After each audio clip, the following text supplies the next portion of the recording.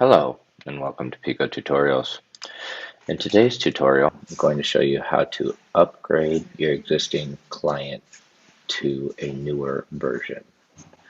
So what you'll do is you'll navigate on the main menu, go down to System Administration, and navigate over to Updates.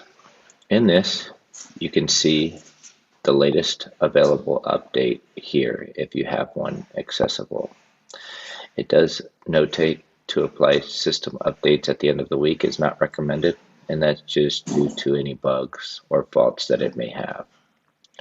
Simply click this, it'll download the most recent file and allow you to update it.